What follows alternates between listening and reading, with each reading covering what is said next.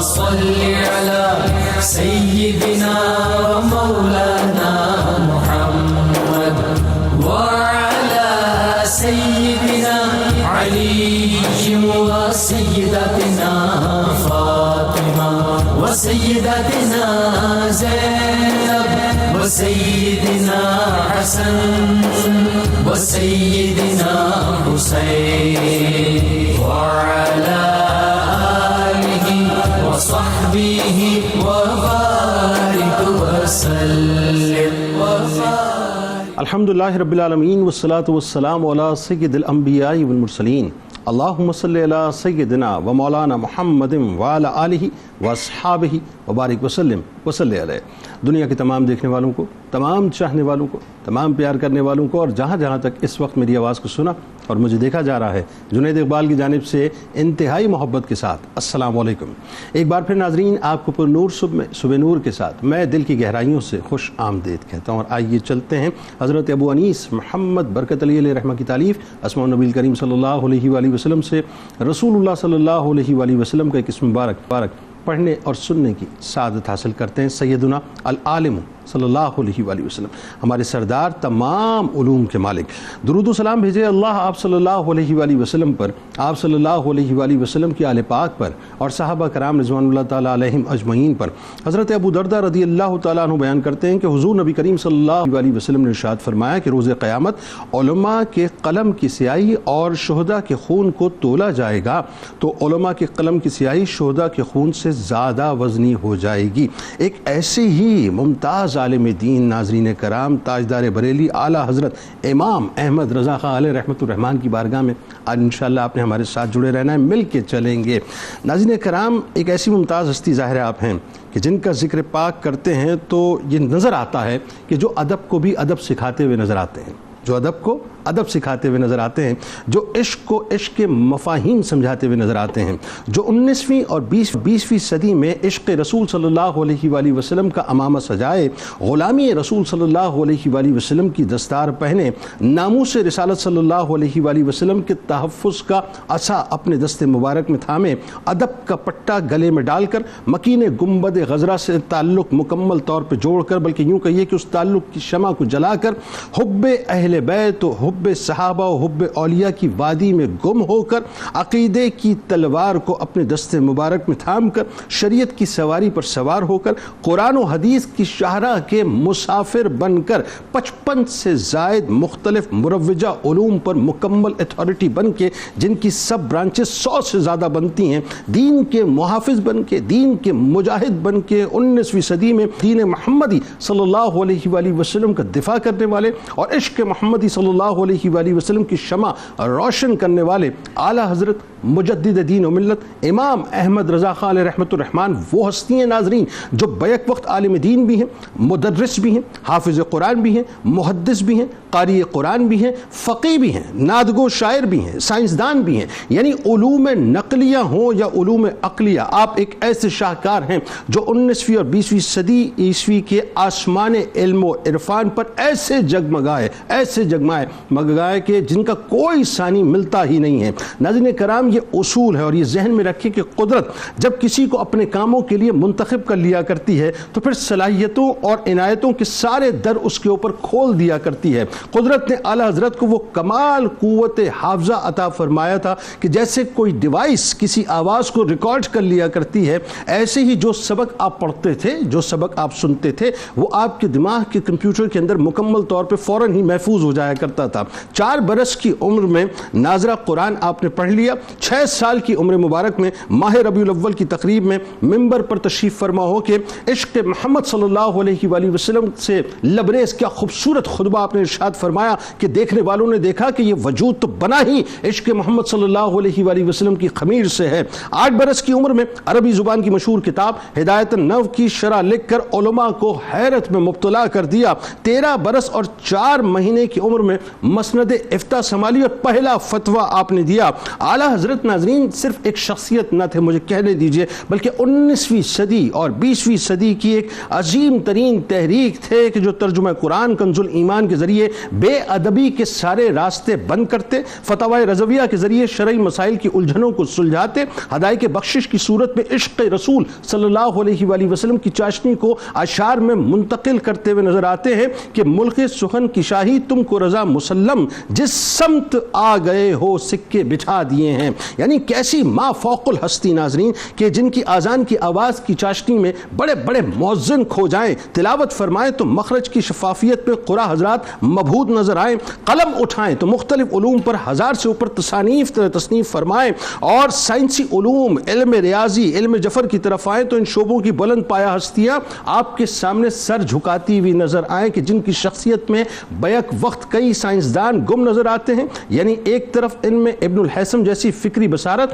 اور علمی روشنی تھی تو دوسری طرف جابر بن حیان جیسی صلاحیت تھی، ایک طرف الخوارزمی اور یعقوب الکندی جیسی کونا مشقی تھی تو دوسری طرف تبری، رازی اور بو علی سینا جیسی دانشمندی تھی، ایک طرف فارابی، البیرونی اور عمر بن خیام نظر آتے ہیں، امام غزالی، ابن رشد جیسی خداداس ذہانت نظر آتی ہے تو دوسری طرف امام ابو حنیفہ رحمۃ اللہ علیہ جیسے فیض، یعنی فقیہانہ فیض آپ کے اندر نظر آتا ہے۔ آپ رحمۃ اللہ علیہ انتہائی متقی، پرہیزگار اور خوف خدا کی اعلیٰ منزل پر فائز تھے۔ سادات کا ادب اس درجے تھا کہ اپنی پالکی اٹھانے والے سید کی خوشبو کو سونگھ کر خود پالکی سے اتر کر پالکی پر ان کو سوار کر کے اپنے کاندھوں پر اٹھاتے ہوئے نظر آتے ہیں، اور مقام و مرتبہ ایسا کہ آپ کے مرشد آپ کے لیے فرمائے کہ کل قیامت کے دن جب اللہ مجھ سے پوچھے گا کہ کیا لے کے آئے تو کہوں گا کہ احمد رضا کو لے کر آ گیا ہوں۔ بس آخری بات عرض کر رہا ہوں صاحب کہ جن کا سلامی دیتا ہوا محشر تک نظر آتا رہے گا، یعنی سرکار علیہ السلام کی غلامی کا اقرار کرتا ہوا سرکار کی بارگاہ میں نظر آتا رہے گا، وہ بنیادی طور پہ اعلیٰ حضرت امام احمد رضا خان ہیں کہ علامہ اقبال علیہ رحمٰن نے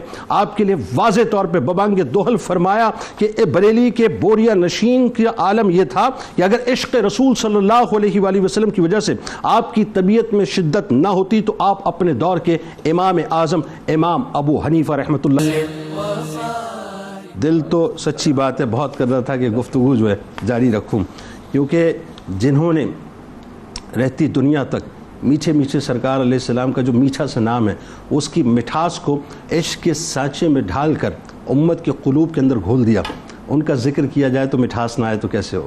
ذرا یہ بتائیے مفتی صاحب کہ اعلیٰ حضرت امام احمد رضا خان علیہ رحمۃ الرحمٰن کا میرا خیال ہے سب سے پہلے مجھے لگتا ہے، اور یہ میں شاید محسوس کرتا ہوں، صحیح شاید محسوس کرتا ہوں کہ ایک کمیونیکیشن گیپ ہے کہ نوجوانوں کو اس انداز سے ان کی شخصیت ٹرانسمٹ ہی نہیں ہوئی۔ تو پہلے تو ان کا تعارف کرائیے، خاندانی عظمت کے بارے میں بتائیے، پھر جو آپ نے بیعت کی اور جو آپ کے شخصی اوصاف و کمالات اور تعلیم و تربیت کے معاملات بتائیے ذرا۔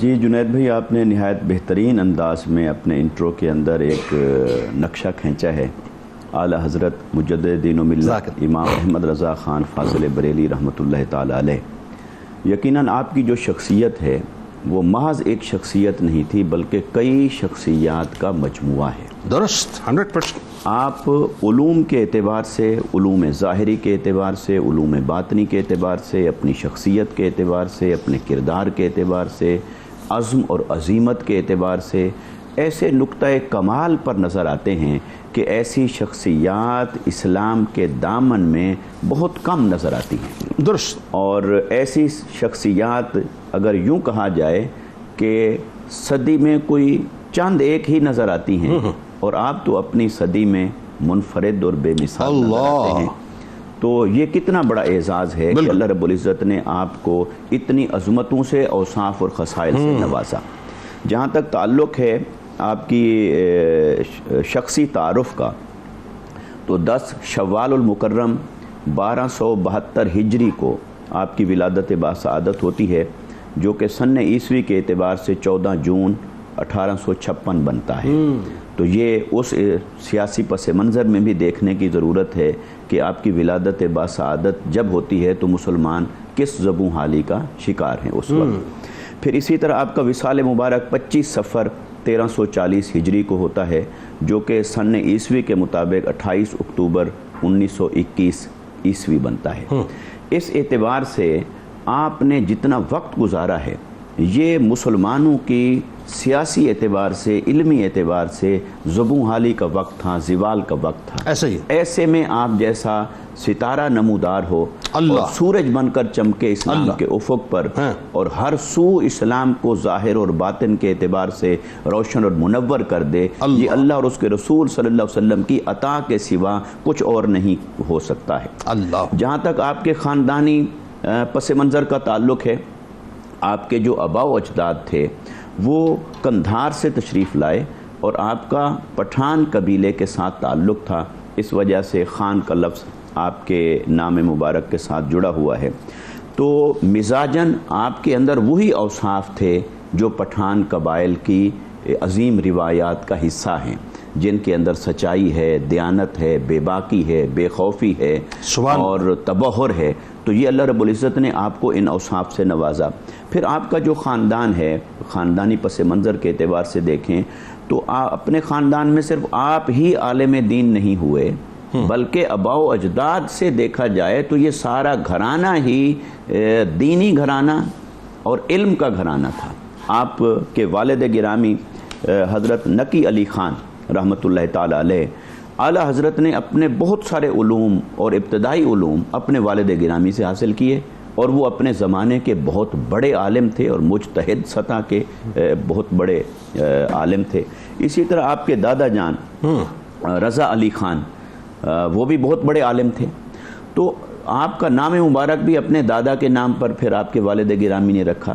اسی طرح آپ کے اللہ رب العزت نے آپ کو جو صاحبزادے عطا فرمائے حامد رضا خان اور مصطفیٰ رضا خان، ان کو بھی پھر دیکھیے علم کے اعتبار سے، دینی علم کے اعتبار سے اللہ رب العزت نے کیا رتبہ عطا فرمایا.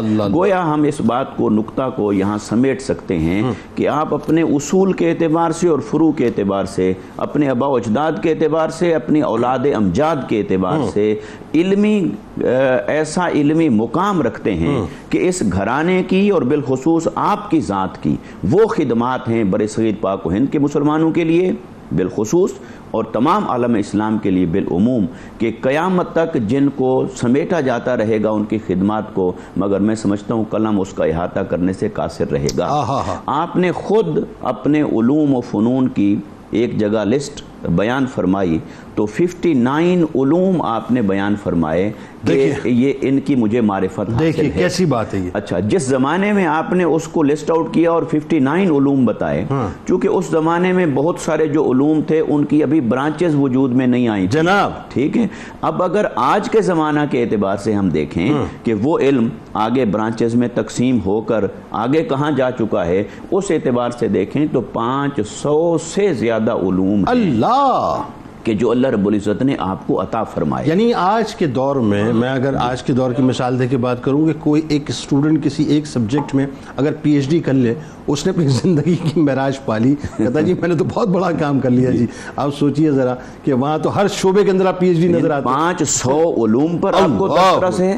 اور پھر آپ کی جو تصانیف ہیں، کتب مبارکہ ہیں آپ کی، اس کا اگرچہ ایکوریٹ عدد ہمیں نہیں ملتا کیونکہ آپ کثیر التصانیف ہیں، لیکن اس کا عدد 1000 سے کم نہیں ہے اور زیادہ سے زیادہ 1400 کے قریب ہے. اور یہ جو آپ نے کتب جس زمانے میں تحریر فرمائیں، یہ بات میں ضرور کرنا چاہوں گا، بے شک آپ کے پاس وقت کم ہو، وہ یہ کہ آپ نے اس زمانے میں یہ کتابیں لکھی جس زمانے میں یہ کاپی پیسٹ نہیں تھا. جناب یہ ہے زمانے میں یہ تالیف نہیں تھی، کمپائلیشن نہیں تھی، جس میں پلیجرزم نہیں تھا. بالکل ٹھیک ہے. یہ آپ نے جو کچھ لکھا اپنے قلم سے لکھا، اپنے دل و دماغ سے لکھا اور اپنے بحر علم سے وہ موتی نکال کر امت کو عطا فرمائے.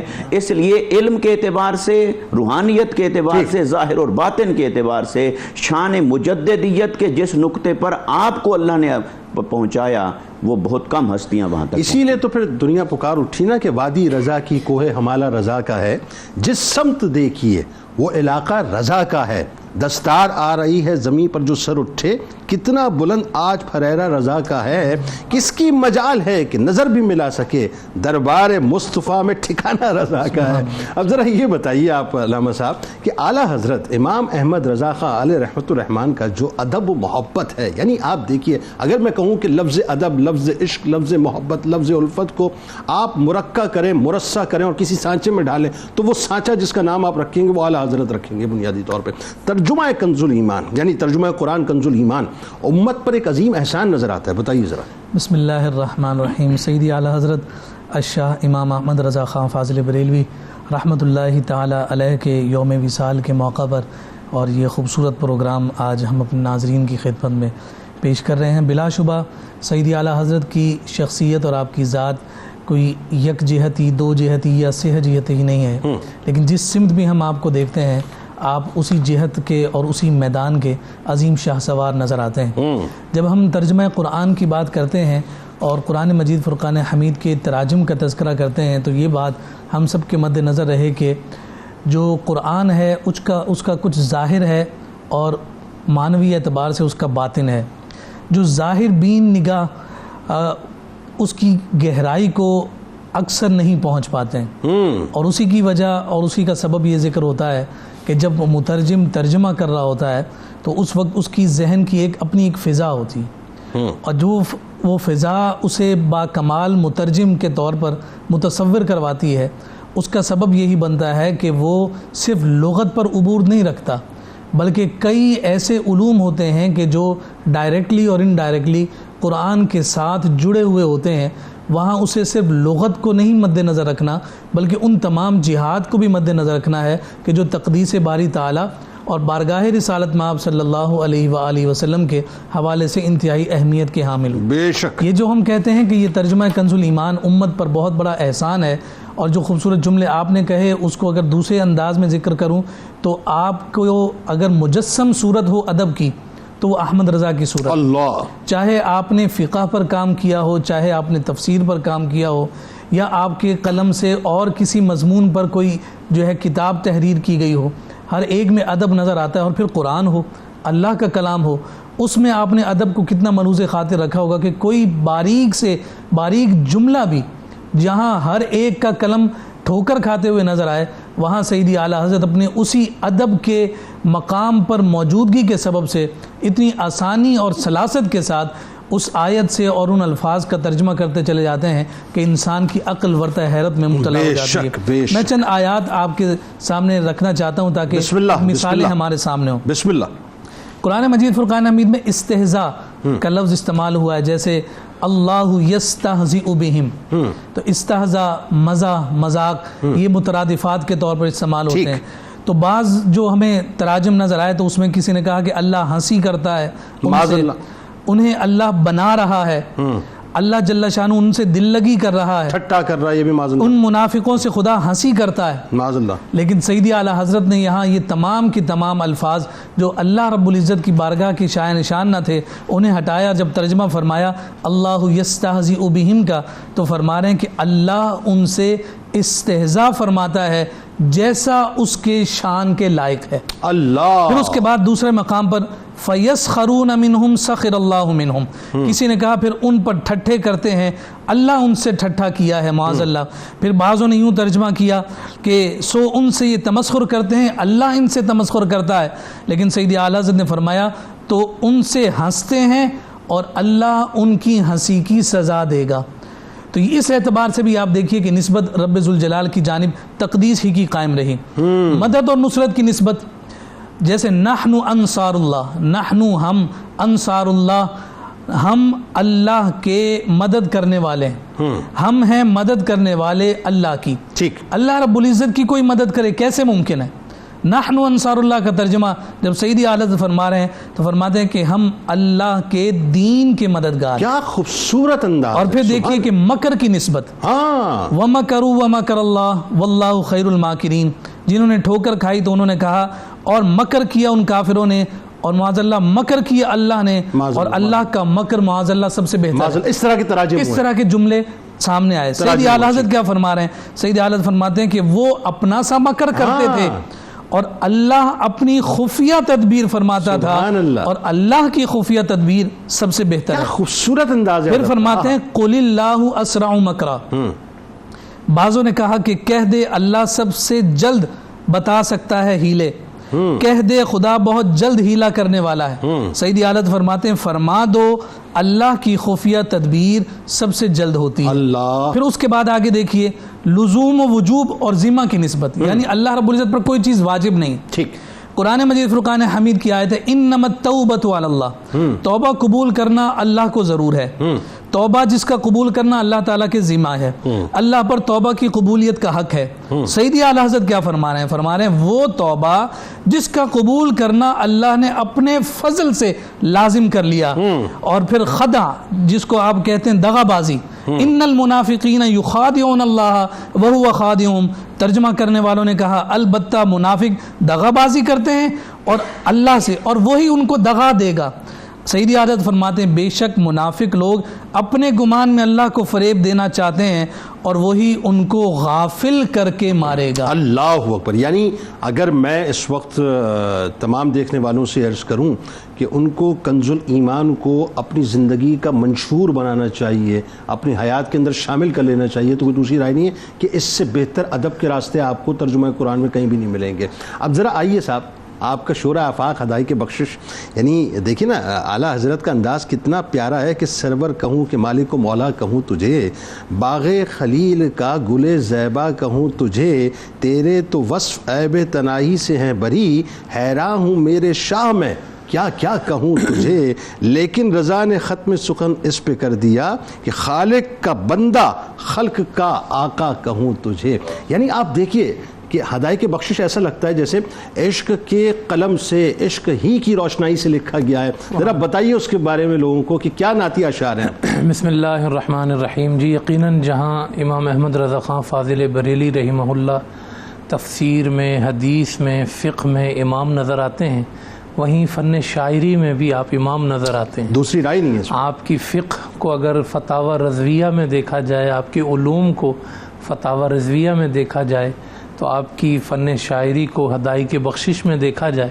جو آپ کے 3 حصوں پر مشتمل تصنیف ہے، یعنی کتاب ہے کہ جس میں آپ کی شاعری کے مختلف پہلو، جس میں حمد ہے، نعت ہے، منقبت ہے، اس میں وہ جمع کیے گئے۔ آپ کی ایک خصوصیت یہ ہے کہ آپ جب بھی کوئی کتاب لکھتے تو اس کا نام ایسا رکھا کرتے تھے کہ اس نام کی اگر اعداد نکالیں تو وہ اعداد اس سال کو ظاہر کرتے تھے جس سال میں آپ نے وہ کتاب لکھی۔ جہاں وہ اس کتاب کا موضوع بتاتی ہے، وہیں اس کتاب کا سال بھی بتاتی ہے۔ تو ہدائی کے بخشش کے جو اعداد ہیں وہ 1325 ہیں، جو 1907 اور 1325 ہجری کی طرف اشارہ کرتے ہیں کہ آپ نے 1907 میں جو ہے وہ اس کو ترتیب دیا ہے، اور پھر 1926 میں اس کے پہلے 2 حصے شائع ہوئے، اور امام احمد رضا خان فاضل بریلی رحمہ اللہ نے اس میں اردو کے اندر، فارسی کے اندر، عربی کے اندر اشعار کہے ہیں، نعتیں لکھی ہیں، اور ایک کلام ایسا بھی ہے کہ جس ایک ہی کلام کے اندر آپ نے اس میں اردو بھی ہے، ہندی بھی ہے، فارسی بھی ہے، عربی بھی ہے، ایک ہی نعت کے اندر 4 زبانوں کو جمع کر دیا۔ لم یاتی نذیرک فی نظر مثل تو نہ شد پیدا جانا، جگ راج کو تاج ترے سرسو ہے تجھ کو شہ دوسرا جانا، البحر علا والموج طغا مم بے کس و طوفان ہوش ربا، منجدار میں ہوں بگڑی ہے ہوا موری نیا پار لگا جانا۔ تو آپ کا جو یہ قادر الکلام شعر ہے، یہ یقیناً آپ کی فن شاعری کو ظاہر کرتا ہے۔ اچھا، شاعری کے اندر لوگوں کے استاد ہوتے ہیں کہ میں نے فلاں سے یہ فن سیکھا، یہ فلاں سے فن سیکھا۔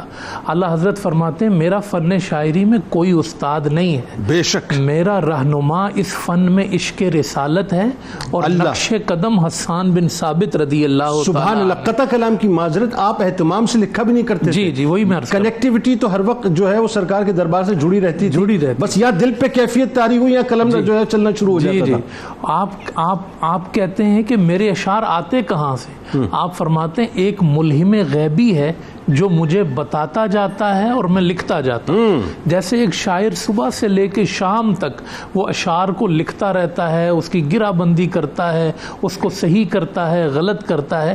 آپ فرماتے ہیں اتنا تضییع اوقات, یعنی اتنا ٹائم ہی نہیں ہے میرے پاس. میں تو بس جب کچھ لکھنا ہوتا ہے تو بارگاہ رسالت میں چلا جاتا ہوں, وہ لکھوا دیتے. بھائی وہ داغ دلوی رحمۃ اللہ علیہ کو جو مولانا حسن رضا خان صاحب علیہ رحمٰن نے اپنا کلام بھیجا تھا تصحیح کے لیے, تو آپ نے فرمایا تھا نا اپنے بھتیجے کو ذرا میرے بھی 2 مصرے لے جاؤ کہ وہ ان کی مہک نے دل کے گھونچے کھلا دیے ہیں, جس راہ چل دیے کوچے بسا دیے. تو داغ دلوی رونا شروع ہو گئے. اب داغ دلوی پکار اٹھے تھے کہ ملک سخن کی شاہی تم کو رضا مسلم, جس سمت آ گئے وہ سکے بٹھا دیے. آپ کے ہم اثر شاعر دیکھیں نا, محسن کاکوری بہت بڑا نام ہے. وہ قصیدہ معراجیہ اپنا ایک لکھ کر اعلیٰ حضرت کی بارگاہ میں آئے تھے کہ آپ میرا قصیدہ سن لیں. تو اعلیٰ حضرت نے اس کے اشعار سنے. پھر نماز کا وقت ہوا, نماز کے بعد آپ نے کہا کچھ اشعار میرے قصیدے کی بھی سن لیں. تو پھر آپ نے اپنا قصیدہ معراجیہ سنایا کہ وہ سرور کشور رسالت جو عرش پر جلوہ گر ہوئے تھے, نئے نرالے طرب کے ساما عرب کے مہماں کے لیے تھے. جب یہ اشعار سنائے نا تو محسن کاکوری نے اپنا جو دیوان تھا وہ لپیٹا, کہنے لگے اس قصیدے کے سامنے میرے قصیدے کی کوئی حیثیت نہیں.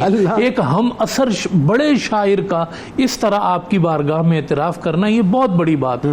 تو آپ کے اس ہدائی کے بخشش کے اندر کئی کلام تو ایسے ہیں کہ 1 صدی گزر جانے کے باوجود اسی طرح تر و تازہ ہے. سب سے اولا والا ہمارا نبی, سب سے بالا والا ہمارا نبی. آپ دیکھیں کہ کس طرح اس کے اشعار آج بھی اسی طرح پڑھے جاتے ہیں. چمک تجھ سے پاتے ہیں سب پانے والے, میرا دل بھی چمکا دے چمکانے والے. پھر آپ نے جو ابھی ناز شریف کے ان کی مہک نے دل کے غنچے کھلا دیے ہیں. آپ کا جو سلام ہے مصطفیٰ جان رحمت شمع بزم ہدایت پہ لاکھوں سلام, اس کے جو اس پر دسیوں ممتاز شعراء نے تضمینیں لکھ دی ہیں اس پر. اور پھر جو ہے وہ اس کے اندر سلام رضا جو ہے وہ پوری دنیا میں جس کی زبان کوئی بھی ہو, انگریزی ہو, جس کی زبان جو ہے وہ جاپانی ہو, روسی ہو, کسی زبان, لیکن جب وہ سلام رضا پڑھتا ہے تو وہ بارگاہ رسالت میں پہنچ جاتا ہے. وہ اعلیٰ حضرت کے سلام کے ساتھ ہی سلام ہی دیتا ہوا نظر آتا ہے. کمالی اہل بیت کی شان میں لکھا تو کمال لکھا, غوث پاک کی شان میں لکھا تو کمال لکھا. سب کمال کرنے کے بعد وہ جو 2 مصروں میں آپ نے سمو دیا ہے نا کہ اے رضا خود صاحب قرآن مدح حضور, تجھ سے کب ممکن ہے پھر مدحت رسول اللہ کی. یہ جو انکساری, اور پھر قرآن و حدیث کا اتنا اثر آپ کے کلام میں کہ آپ کے کلام کا ہدائی کے بخشش کا کوئی ایک شعر بھی قرآن و حدیث کے خلاف نہیں ہے. وَرَفَعْنَا لَكَ ذِكْرَكَ کا ہے سایہ تجھ پر. اور پھر آپ فرماتے ہیں کہ انا آتینا کل کوثر, ساری کثرت پاتے یہ ہیں. اور سب سے بڑی جو آپ کے کلام کی شاعری ہے وہ خوبی ہے وہ یہ ہے کہ آپ نے دل کی گہرائی اور سچائی سے شاعری کی ہے. سبحان اللہ. کسی نے آپ کے پاس آ کے کہا نا کہ بڑی بڑی باتیں کی کہ میں جذبہ رسالت میں یہ ہو گیا, تو آپ ہل گئے, اس سے پوچھنے لگے کہ واقعی تم پہ یہ کیفیت طاری ہوتی ہے؟ کہا نہیں, یہ تو میں نے شعروں میں لکھا ہے. تو آپ نے اپنے پاس سے اٹھا دیا. فرمایا شاعر وہ ہوتا ہے اس پر جو کیفیت طاری ہوتی ہے وہ اس کیفیت کے مطابق اپنے اشعار کو ڈالتا ہے. سبحان اللہ. ہم کہہ سکتے ہیں کہ یہ ہدائی کے بخشش اعلیٰ حضرت کے دل کی وہ کیفیت ہے جو لفظوں میں ڈھل گئی. مفتی صاحب ذرا یہ بتائیے کہ یہ جو علمی مقام اللہ نے آپ کو عطا کیا ہے صاحب, یعنی آپ دیکھیے آج اگر آپ کیلکولیشنز کی دنیا میں اگر آپ بات کریں, عقل میں بات نہیں آتی, لیکن اتنی تصانیف, اتنی دسترس, اور پھر وہی بات ہے کہ ان تصانیف کو, اس دسترس کو, اس مقام کو, اس اسٹریچر کو سامنے رکھتے ہوئے جو اکابرین امت نے آپ کی بارگاہ میں خراج تحسین پیش کیا صاحب, وہی بڑا کمال ہے. جی بتائیے ذرا. یقیناً اعلیٰ حضرت مجدد دین و ملت امام احمد رضا خان فاضل بریلی رحمۃ اللہ تعالی علیہ, آپ کو اللہ رب العزت نے علمی اعتبار سے اور علمی ثقافت کے اعتبار سے وہ مقام عطا فرمایا جس میں آپ خود ہی اپنی مثال آپ نظر آتے ہیں. پہلی بات تو یہ دیکھیے کہ آپ نے صرف 14 سال کی عمر مبارک میں 14 شعبان 1286 ہجری کو آپ نے علوم شریعہ نقلیہ کی تکمیل فرما لی. صرف یعنی 14 سال کی عمر مبارک ہے اور علوم مبارک آپ نے سارے مکمل فرما لیے. اور اپنے والد گرامی کے علاوہ آپ نے اپنے شیخ جن سے آپ سلسلہ قادریہ میں بیعت ہوئے، شاہ آل رسول رحمۃ اللہ ماراہ روی رحمۃ اللہ تعالی علیہ، ان سے بھی آپ نے علوم حاصل کیے، تو اپنے اساتذہ سے آپ نے یہ تکمیل فرما لی، اور 14 سال کی عمر مبارک میں ہی آپ نے افتاء شروع فرمایا، فتویٰ نویسی شروع فرما دی، اور آپ کو آپ کے والد گرامی نے اس کی اجازت مرحمت فرمائی۔ پھر آپ کے اسی طرح علوم کے اعتبار سے دیکھیں تو جیسا کہ میں نے عرض کیا کہ آج کے اعتبار سے تو دیکھیں تو 500 علوم پر آپ کو دسترس حاصل ہے۔ اب جو آپ کے اساتذہ سے آپ نے سیکھا وہ تو یقیناً بجا ہے، اور استاذ کا کردار بہت اہم ہوتا ہے، بالکل ٹھیک، لیکن اعلیٰ حضرت فاضل بریلی رحمۃ اللہ تعالی علیہ کو اللہ رب العزت نے علم لدنی عطا فرمایا، اور وہب سے اپنی عطا سے جو علم عطا فرمایا وہ اپنی مثال آپ نظر آتا ہے۔ آپ کے علمی تنوع کے اعتبار سے اگر ہم دیکھیں تو صرف یہ نہیں ہے کہ آپ کو فقہ کے اوپر دسترس تھی، یا صرف آپ کو دینی علوم کے اوپر مہارت حاصل تھی، یا جیسے آپ کا ترجمۃ القرآن جو ایک تفسیری شان کا حامل ترجمہ ہے، اور صرف یہی آپ کا شاہکار نہیں، بلکہ آپ کی جس تصنیف کو دیکھا جائے تو وہ نہ صرف یہ کہ سابقہ علوم نقلیہ و عقلیہ کا مجموعہ دکھائی دیتی ہے، بلکہ اس میں کئی ایسی تخلیقات سامنے آتی ہیں کہ جو آپ ہی کا خاصہ ہے، یعنی آپ کا کنٹریبیوشن ہے ہر اس علم کے اندر۔ سبحان اللہ۔ تو علم الکلام ہو، علم تصوف ہو، علم سیرت ہو، یا جیسے ابھی آپ کے شاعری کی بات کی گئی، تو جو لوگ اعلیٰ حضرت کو محض شاعر کہہ کر اور ان کی دیگر علمی ثقافت کو چھپانا چاہتے ہیں، تو اعلیٰ حضرت کی شاعری کا ایک ایک لفظ بھی در حقیقت علم الکلام کے پیمانے پر پورا رکھیں تب بھی پورا اترتا ہے، اصول پر رکھیں تب بھی پورا اترتا ہے۔ کمال یہ قطع کلام کی معذرت کے ردیف اور قافیے کے چکر میں لوگ عموماً شریعت کے دائرے سے باہر نکل جاتے ہیں، لیکن اعلیٰ حضرت نے جو لکھا قرآن اور سنت کی روشنی میں لکھا۔ تو ضرورت شعری اور رعایت شعری کہہ کر جو کچھ کیا جا رہا ہے یا کر دیا جاتا ہے، تو اعلیٰ حضرت کا تو ایک ایک لفظ ہر معیار پر پیمانے پر پورا اترتا ہے۔ تو یہ آپ کی اس علمی ثقافت اور علمی تبحر کا اظہار ہے اس کے اعتبار سے۔ پھر آپ کو جدید علوم کے اوپر جس قدر دسترس حاصل تھی، یعنی علم الریاضی، علم الہندسہ اور اس کی جو برانچز ہیں آگے، علم الریاضی کی، میتھمیٹکس کی، اور علم الفلکیات کے اعتبار سے، علم الطب کے اعتبار سے آپ نے وہ تخلیقات عطا فرمائی ہیں کہ جو اپنے زمانے میں شاید کوئی سائنسدان بھی ان کے زمانے میں ایسی چیزیں پیش نہ کر سکا۔ مسلم یونیورسٹی کے وائس چانسلر ڈاکٹر ضیاء الدین ایک بار آپ سے ملنے کے لیے گئے، اور ان کو ایک ریاضی کا مسئلہ درپیش ہوا، تو انہوں نے اپنے شعبہ اسلامیات کے جو صدر تھے رئیس المتکلمین سید سلیمان اشرف، ان سے مشورہ کیا بھی یہ مسئلہ ہے تو میں جرمنی جانا چاہتا ہوں، تو وہاں بہت بڑے لوگ ہیں تو ان سے میں مشورہ کروں گا۔ تو اس نے کہا ذرا اعلیٰ حضرت کی بارگاہ میں چلتے ہیں۔ تو اس نے سوچا بھی کیا وہاں جا کے کیا کرنا ہے، خیر وہ لے گئے، وہ گئے تو اعلیٰ حضرت فاضل بریلی رحمۃ اللہ تعالی علیہ تشریف فرما ہے۔ اس نے کہا جی یہ مسئلہ ہے، نہیں آپ نے فرمایا کہ کیسے تشریف لائیں؟ انہوں نے کہا جی ایک مسئلہ ہے۔ انہوں نے کہا فرمائیے۔ انہوں نے کہا جی نہیں ایسے نہیں، ذرا بیٹھیں تسلی سے بات کرتے ہیں، پھر میں عرض کرتا ہوں، تفصیلی بات ہے۔ فرمایا نہیں بتائیے۔ انہوں نے مسئلہ بتایا اور آپ نے برجستہ طور پر اس کا حل دیا، اللہ، اور ایسا حل دیا کہ وہ ششدر رہ گئے۔ انہوں نے کہا اس مسئلے کے لیے تو میں وہاں جرمن جانا چاہتا تھا کہ وہاں کے ماہرین سے اکتساب فیض کروں، اور کیا فرمایا، پوچھا کہاں سے سیکھا؟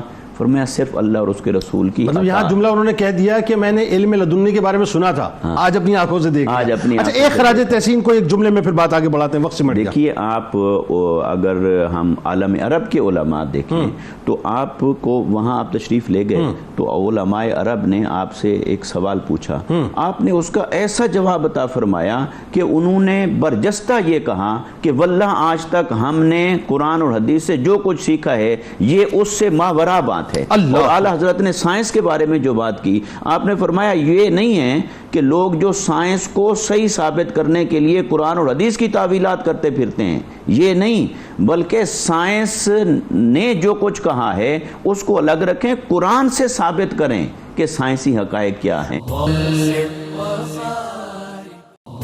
اللهم صل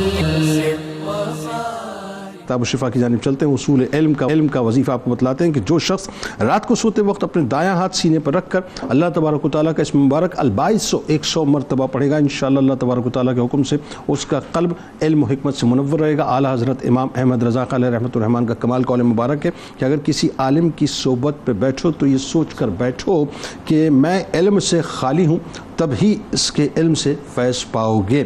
نعمتیں بانٹتا سمت وہ ذیشان گیا،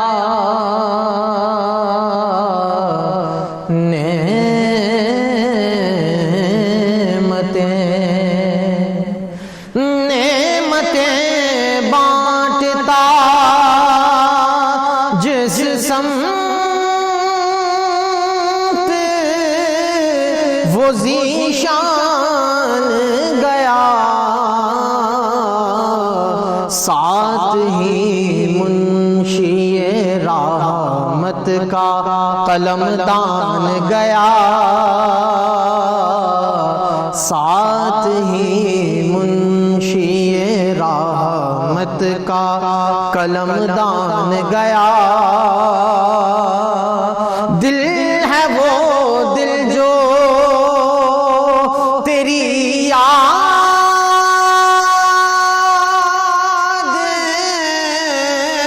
سے معمور رہا، دل ہے وہ دل جو تیری یاد سے معمور رہا، سر ہے وہ سر جو تیرے قدموں پہ قربان گیا، سر ہے وہ سر جو تیرے قدموں پہ قربان گیا. انہیں جانا انہیں مانا رکھا غیر سے کام، انہیں جانا انہیں مانا رکھا غیر سے کام. للہ الحمد میں دنیا سے مسلمان گیا، للہ الحمد میں دنیا سے مسلمان گیا. جان و دل ہوش و خرد سب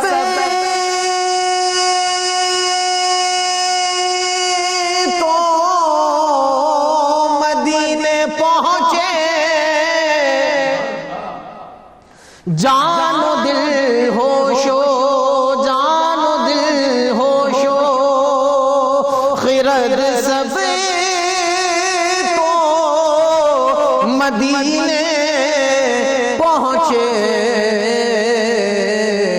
تم نہیں چلتے رضا سارا تو سامان گیا، تم نہیں چلتے رضا سارا تو سامان گیا. نعمتیں بانٹتا جس سمت وہ ذیشان گیا، ساتھ ہی منشی رحمت کا قلم دان گیا. زینب و سیدنا حسن و سیدنا